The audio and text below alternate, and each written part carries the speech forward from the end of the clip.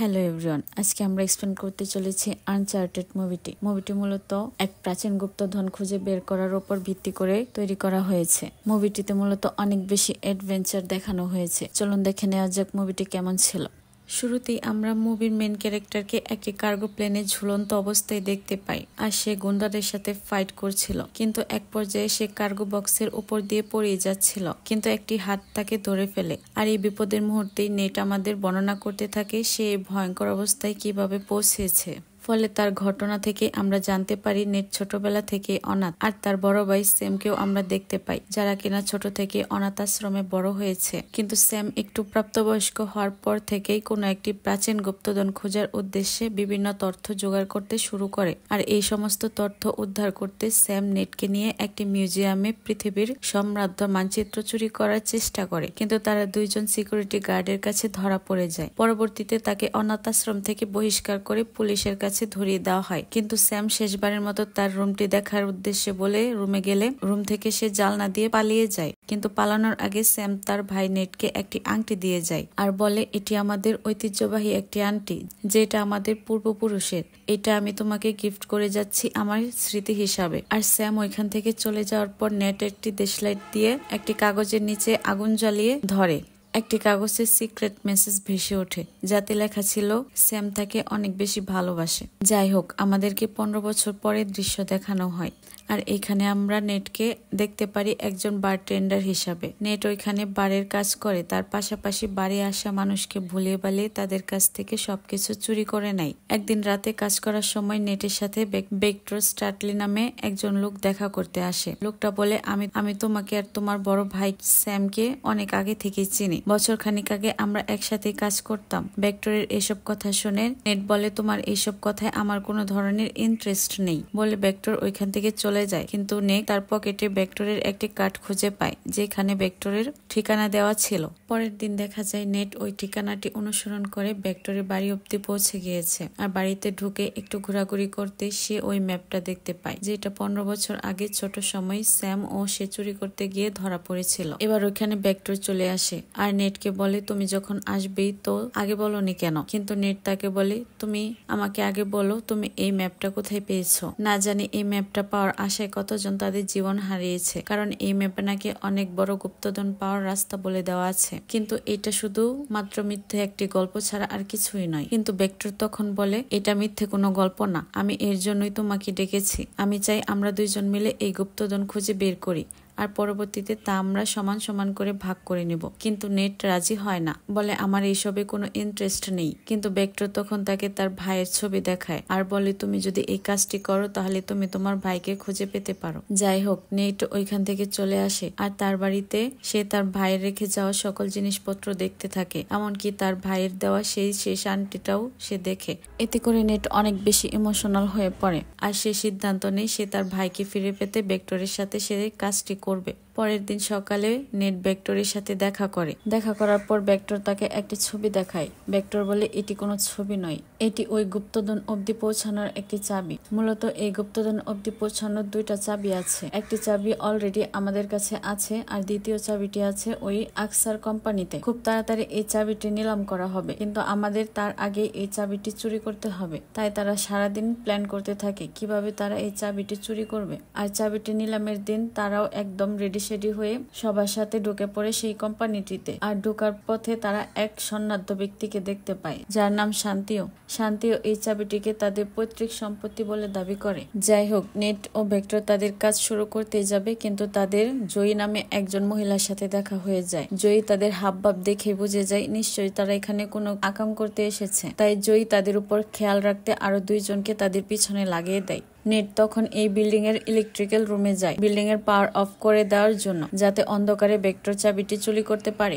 কিন্তু নেটের দেরি হয়ে যাওয়ায় নিলামের কাজ শুরু হয়ে যায়, আর বাধ্য হয়ে বেক্টর নিলামের কিন্তু আমরা তো জানি এই চাবিটি কেনার মতো তার কাছে 5 টাকাও নেই। যাই হোক, নেট যখনই পাওয়ার অফ করতে যাবে ঠিক তখনই একটি গার্ড এসে নেটকে দেখে ফেলে। নেট গার্ডটির সাথে মারামারি করতে থাকে এবং এক পর্যায়ে নেট কোনো মতো গার্ডটিকে পাশ কাটিয়ে দোতলা থেকে লাফ দিয়ে নিচে ঝুলতে থাকে। আর নিলামে থাকা সবাই এটা দেখে ছুটোছুটি করতে থাকে। সুযোগ বুঝে ভেক্টর নিজের পরনে থাকা কোটটি পাল্টে ওইখানে থাকা গার্ডদের মতো একটি কোট পরে ফেলে আর নিজেও গার্ড সেজে অন্য গার্ডের কাছ থেকে চাবিটি নিয়ে নেয়। কিন্তু ভেক্টর যাওয়ার পথে জয়ী তার উপর হামলা করে। জয়ী ভেক্টরের সাথে ফাইট শুরু করে, কিন্তু ওই মুহূর্তে অন্য দুজন গার্ড এসে ভেক্টরকে বাঁচিয়ে দেয়, কারণ তারা মনে করে ভেক্টরও তাদের সাথে এই কোম্পানিতেই কাজ করে। নেকো এদিকে নিজেকে বাঁচিয়ে পালিয়ে বাইরে চলে আসে আর দুইজন একটি গাড়িতে দেখা করে আর ভেক্টর নেটকে চাবিটি দেখায় আর তারা মনের খুশিতে সোজা চলে যায় এয়ারপোর্টে, কারণ তাদের গন্তব্যস্থল এখন বার্সেলোনা। তারা একটি ডায়েরি দেখে আর এই অভিযান সম্পর্কে আরো তথ্য নিয়ে আলোচনা করতে থাকে। তারা ডায়েরিটিতে আরো অনেক কিছু পড়তে থাকে। সেই ডায়েরিটিতে তারা একটি গাছ দেখতে পায় আর সেখানে লেখা ছিল এই গাছের পাশেই গুপ্তধনের কিছু ক্লু দেওয়া থাকে, কিন্তু এই গাছটি এখন পর্যন্ত কেউ দেখেনি। এরপর তারা বার্সেলোনা পৌঁছে গেলে তাদের সাথে একটি মেয়ের দেখা হয় যার নাম ছিল সোফিয়া। নেট আবিষ্কার করে সোফিয়া ও ভেক্টরের আগে থেকেই পরিচিত। সোফিয়ার কাছে আগে থেকেই একটি চাবি ছিল, কিন্তু সে অস্বীকার করে আর পরবর্তীতে সে আর ভেক্টরের সাথে কাজ করবে না বলে ওইখান থেকে চলে যায়। কিন্তু নেট তার কাছে থাকা চাবিটি ব্যাগে খুঁজতে গেলে সে পায় না। সে বুঝতে পারে সোফিয়া মুহূর্তের মধ্যেই 2টি চাবি চুরি করে নিয়েছে, তার মানে এখন তার কাছে 2টি চাবি রয়েছে। আর কোনো উপায় না পেয়ে সোফিয়াকে ধরার জন্য তারা পুরো শহর দৌড়াদৌড়ি শুরু করে এবং অবশেষে তারা সোফিয়াকে ধরতে সক্ষম হয়। সোফিয়াকে অনেক লোভ লালসা দেখে তারা কন্ট্রোলে আনে। সোফিয়াকে বলে, চলো আমরা 3 জন মিলে একসাথে কাজ করি, এতে করে আমাদের সকলের জন্যই কাজটি সহজ হয়ে যাবে। আর সোফিয়া এই বিষয়টিতে রাজি হয়ে যায়। নেট তাদেরকে একটি চার্জে নিয়ে যায়, যেখানে তারা ওই ডায়েরিতে থাকা গাছটি একটি দেওয়ালের ভিতর আঁকা দেখতে পায়। এদিকে আমরা সান্থিয়ার বাবা আর্মান্দোকে বার্সেলোনাতে দেখতে পাই আর সান্থিয়াও এখানে তার বাবার সাথে দেখা করতে চলে আসে, কারণ তার বাবা আগে থেকে মিডিয়াকে বলে দিয়েছে তার এই পৈতৃক চাবিটি সে দেশের জন্য দান করে দিবে। যেটা শুনে সান্থিয়ার মাথা গরম। সে তার বাবাকে অনেক বোঝানোর চেষ্টা করে, কিন্তু তার বাবা কোনোভাবেই বুঝতে রাজি হয় না। তাই নিরুপায় হয়ে সান্থিয়া জয়ীকে তার বাবাকে মারার আদেশ দিয়ে দেয় আর জয়ী তার আদেশ মতো তাই করে। এইখান থেকে আমরা বুঝতে পারি সান্থিয়া আসলে এই গুপ্তধনটি পাওয়ার জন্য কি কি করতে পারে। এদিকে নেট, ভেক্টর, সোফিয়া 3 জন মিলে সেই ডায়েরিটি দেখে আর প্ল্যান করতে থাকে পরবর্তীতে তারা কি কি করবে।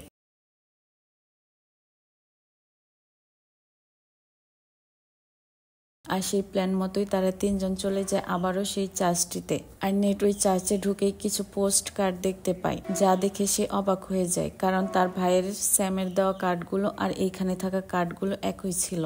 নেট তখন কিছু লাইন ফলো করে আর তারা একটি মূর্তি দেখতে পায়। মূর্তিটি তারা উল্টো করতেই একটি বাটন দেখতে পায়। তারা সেই বাটনটিতে চাপ দিতেই বের হয়ে আসে চাবি দেওয়ার 2টি রাস্তা। তাদের কাছে থাকা 2টি চাবি তারা সেইখানে ঘোরাতেই চারদিক থেকে তাদের দিকে তীর ছুঁড়ে আসতে থাকে। তারা বুঝতে পারে চাবিটি তারা উল্টো করে দিয়েছে, তাই তারা আবারও সঠিকভাবে চাবিটি দেয় আর মুহূর্তের মধ্যে ওইখানে একটি সুড়ঙ্গ তৈরি হয় যা একদম নিচের দিকে চলে গেছে।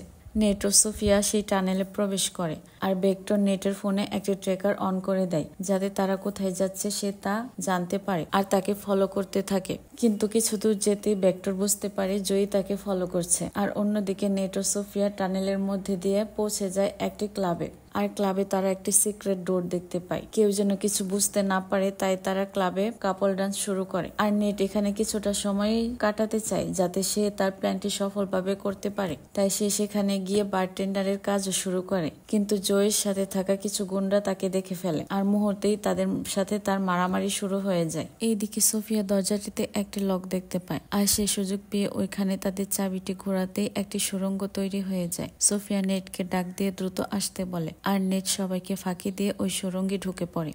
সুড়ঙ্গটিতে ঢোকার পর তারা একটু খোঁজাখুঁজি করতেই তারা আরেকটি চাবি দেওয়ার মতো রাস্তা খুঁজে পায়। তারা ওইখানে চাবি ঘোরাতেই দরজাটি খুলে রুমটি পানি দিয়ে ভর্তি হয়ে যায়। এমন অবস্থায় নেট ভেক্টরকে তাদের অবস্থান ও লোকেশন জানায়। ভেক্টর ওই লোকেশনে পৌঁছায় আর তার সামনের দেওয়ালে চাবি দেওয়ার একটি জায়গা দেখতে পায়, কিন্তু দেওয়ালটি ছিল কাচের আবরণ দিয়ে ঢাকা, যা ভেক্টরকে আগে ভাঙতে হতো। কিন্তু ঠিক তখনই জয়ী সেখানে চলে আসে আর তার সাথে ফাইট করতে থাকে। ফাইটের এক পর্যায়ে ভেক্টর জয়ীকে তুলে কাছে কাঁচের গ্লাসে আছাড় মারে আর মুহূর্তে গ্লাসটি ভেঙে যায় আর ভেক্টর দ্রুত চাবিটি ঢুকিয়ে দরজাটি খুলে দেয় আর সুরঙ্গে থাকা নেট ওইখান থেকে বের হয়ে অন্য একটি রুমে প্রবেশ করে। কিন্তু নেট খেয়াল করে সোফিয়া পানিতে ডুবে যাচ্ছিল, তাই সে আবারও ওই সুরঙ্গে গিয়ে সোফিয়াকে উদ্ধার করে নিয়ে আসে। আর সুরঙ্গে নেট ও সোফিয়া তাদের কাছে থাকা দেশলাই দিয়ে একটি মশাল জ্বালিয়ে নেয়। তারা একটু সামনের দিকে আগাতেই তারা আরো একটি রুম দেখতে পায়। তাদের ওইখানে দুইটা চাবি প্রয়োজন ছিল। উপর থেকে ভেক্টর তাদের একটি চাবি দিয়ে দিলে তারা চাবি দুটো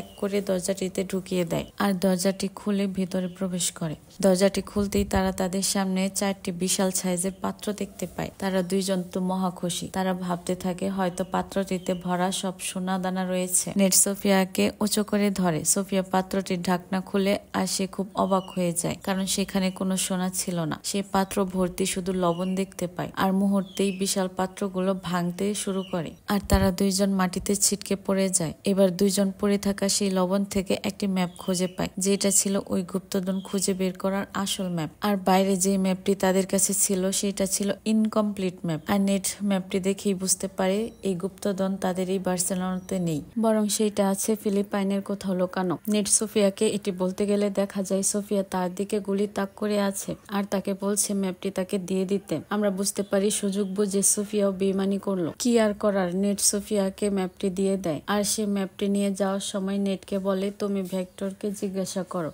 যে তোমার ভাই স্যামের সাথে আসলে কি হয়েছে, কারণ ভেক্টর তোমাকে তোমার ভাইয়ের সম্পর্কে সম্পূর্ণ মিথ্যা কথা বলেছে। এইটা শুনে নেট অনেক অবাক হয়ে যায় আর সোফিয়া ওইখান থেকে চলে যাওয়ার পর ওইখানে উপস্থিত হয় ভেক্টর আর নেট তাকে তার ভাইয়ের সম্পর্কে জিজ্ঞাসা করতে থাকে। এখন ভেক্টর বলে 2 বছর আগে আসলে তোমার ভাই গায়েব হয়ে যায়নি, বরং তোমার ভাইকে জয়ী গুলি করে মেরে ফেলেছে। এটা শুনে নেট অনেক কষ্ট পায় আর নেট তখন ভেক্টরকে বলে তুমি সেইখানে আমার ভাইকে বাঁচানোর চেষ্টা না করে ওইখান থেকে পালিয়ে চলে এসেছিলে। তুমি আসলে একজন স্বার্থপর বেঈমান যে কিনা আমাকে শুধু গুপ্তধন খোঁজার কাজে ব্যবহার করতে এখানে নিয়ে এসেছো। এই বলে নেট ওইখান থেকে চলে যায়। পরের দিন সকালে ভেক্টর নেটকে কনভিন্স করতে তার রুমে চলে আসে, কিন্তু সে তার সাথে কথা বলতে চায় না। ভেক্টর তাকে বোঝানোর এক পর্যায়ে নেট তাকে বলে আমি আমার ভাইয়ের শুরু করা মিশনটি শুধু তোমার সাথে করব। মিশনটি শেষ হয়ে যাওয়ার পর তোমার সাথে আমার আর কোনো সম্পর্ক থাকবে না। আর এইদিকে আমরা দেখতে পাই সিনথিয়া ও জয়ীর সাথে সোফিয়া। তার মানে আমরা বুঝতে পারি সিনথিয়া মূলত সোফিয়াকে হায়ার করেছিল ভেক্টরদের কাছ থেকে যেন চাবিটি উদ্ধার করে এনে দিতে পারে। যাই হোক, পরের দিন আমাদেরকে দেখানো হয় সিনথিয়া ও তার পুরো টিম এয়ারপোর্টে একটি কার্গো প্লেনে তাদের সকল মালামাল তুলছে সেই গুপ্তধন খুঁজে বের করতে যাওয়ার উদ্দেশ্যে।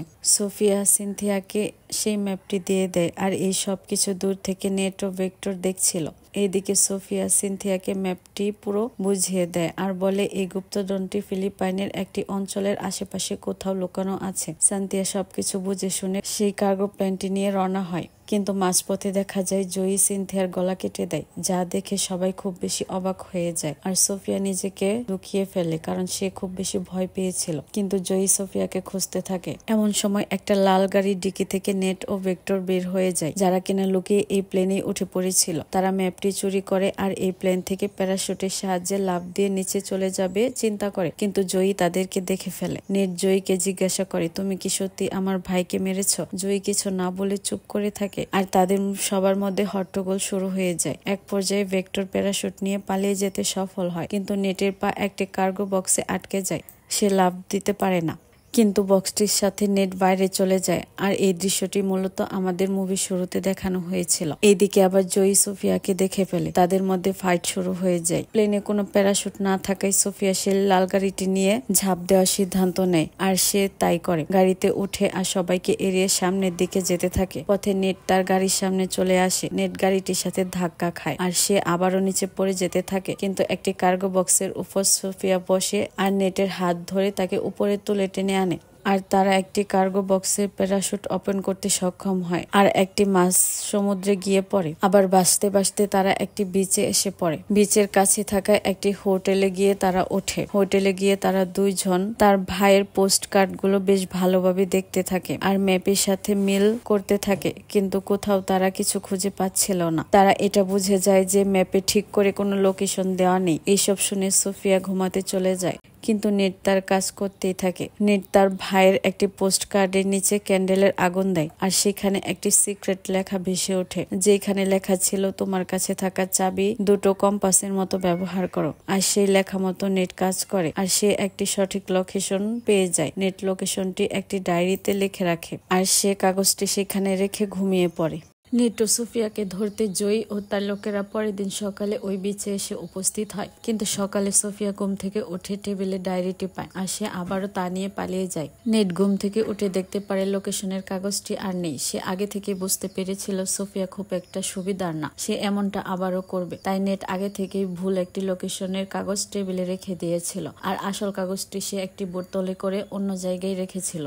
নেট আসল কাগজটি নেয় আরেকটি স্পিড বোট করে লোকেশনের দিকে রওনা দেয়, কিন্তু জয়ী ও তার দলবল এটা দূর থেকে দেখে নেয়। নেট লোকেশনের কাছাকাছি পৌঁছায়, যেখানে স্পিড বোটটি আর সামনের দিকে যাওয়ার রাস্তা নেই। তাই নেট পানিতে ঝাঁপ দেয় আর সাঁতরে সামনের দিকে যেতে থাকে। কিছু দূর যেতেই নেট তার সামনে দেখতে পায় সেই দুটো জাহাজ, যার খোঁজে সকলেই ছিল। নেট সেই জাহাজ দুটির ভিতরে যায় আর সে জাহাজ ভর্তি গোল্ড আর গুপ্তধন দেখতে পায়। ঠিক সেই সময় আমরা ওইখানে ভেক্টরকেও দেখতে পাই, যে কিনা ট্র্যাকার ফলো করে এখানে চলে এসেছিল। নেট তাকে দেখে খুশি হয় না। নেট আর ভেক্টর তাদের দুইজনের মধ্যে কথা হচ্ছিল। ঠিক ওই সময় জয়ী তার দলবল নিয়ে এখানে হাজির হয়। বিষয়টি নেট ও ভেক্টর বুঝে ফেলে। তারা দুইজন একটি রুমে গিয়ে লুকিয়ে পড়ে। এইদিকে জয়ী তার টিমদের আদেশ দিয়ে দেয় ওদের দুইজনকে দেখতে পেলে যেন গুলি করে মেরে ফেলে। জয়ী এইখানে দুইটি হেলিকপ্টার আনায় আর জাহাজগুলোকে টেনে উপরে তুলতে থাকে। এদিকে নেট ও ভেক্টর তাদের সাথে ফাইট করার জন্য প্রস্তুতি নিতে থাকে। তারা নিজেদের কাছে থাকা ছুরি ও আরো কিছু গোল্ড বার তাদের ব্যাগে নিয়ে নেয় আর তারা রুম থেকে বের হয়।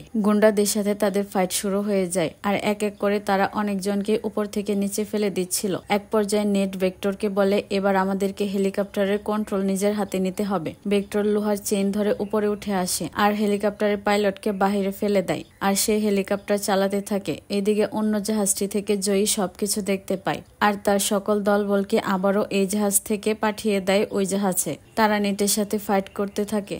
অন্যদিকে আবার ভেক্টরের হেলিকপ্টারটি একটি পাহাড়ের সাথে ধাক্কা লাগছিল, কিন্তু ভেক্টর জাহাজটি কন্ট্রোল করতে গেলে একটি সরু রাস্তা দিয়ে চলে যায়। ঠিক সেই মুহূর্তে জয়ীর হেলিকপ্টারটি সামনে চলে আসে। ভেক্টর কোনো মতো হেলিকপ্টারটি কন্ট্রোল করে নেয়। এইবারের মতো ভেক্টর দুইটি জাহাজকেই কোনো মতো বাঁচিয়ে নেয়। অন্যদিকে নেট এতগুলো গুন্ডার সাথে পেরে উঠছিল না, তাই তখন সে বুদ্ধি করে যে সে তার কাছে থাকা গান পাউডারটি একটি ক্যানেলে ভর্তি করে দেয় আর একটি লোহার বল ক্যানেলে ঢুকিয়ে সোজা অন্য একটি জাহাজের উপর বিস্ফোরণ ঘটিয়ে দেয়। মুহূর্তে গুপ্তধন ভর্তি জাহাজটি ছিন্ন বিচ্ছিন্ন হয়ে পানিতে পড়ে যায়, কিন্তু দেখা যায় জয়ী লাফ দিয়ে অন্য জাহাজটি থেকে এই জাহাজে চলে আসে আর জাহাজে থাকা চেনটি পানিতে ছুড়ে দেয়। এতে করে জাহাজটি নিচের দিকে ডুবতে থাকে। নেট উপরে থাকা চেনটি ধরে ভেক্টরের কাছে যেতে চাইলে জয়ী তাকে বাধা দেয় আর তার সাথে ফাইট করতে থাকে। এইদিকে উপর থেকে ভেক্টর এইসব দেখতে থাকে। সে সিদ্ধান্ত নেয় তার কাছে থাকা গোল্ড বার ভর্তি ব্যাগটি জয়ীর উপরে ছুঁড়ে মারবে আর ভেক্টর তাই করে আর জয়ীর সাথে সাথে পানিতে পড়ে যায়। জাহাজে থাকা চেনটি এর মধ্যে ছিঁড়ে যায় আর সোজা পানিতে জয়ীর উপরে গিয়ে পড়ে।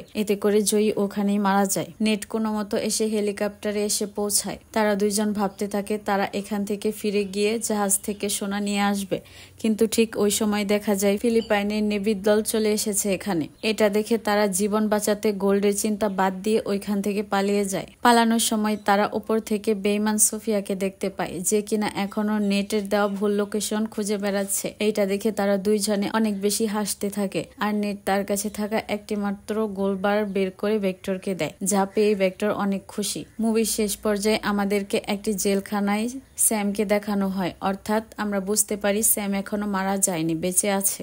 আবার নেটকে আমরা দেখতে পাই, যে কিনা একটি লোকের কাছে তার ভাইয়ের দেওয়া রিংটির বিনিময়ে একটি লোকেশনের ম্যাপ নিচ্ছিল, কিন্তু লোকটি রিংটি নিয়ে পল্টি মারে আর তার দলবল নিয়ে নেটকে গান পয়েন্ট করে নেয়। ঠিক সেই মুহূর্তে ভেক্টর এসে নেটকে বাঁচিয়ে নেয় আর তারা ওইখান থেকে বের হওয়ার সময় কাউকে একটা দেখে অবাক হয়ে যায়। আর এইখানেই শেষ হয় আমাদের মুভিটির কাহিনী। এই অ্যাডভেঞ্চার মুভিটি আশা করি আপনাদের কাছে খুবই ভালো লেগেছে।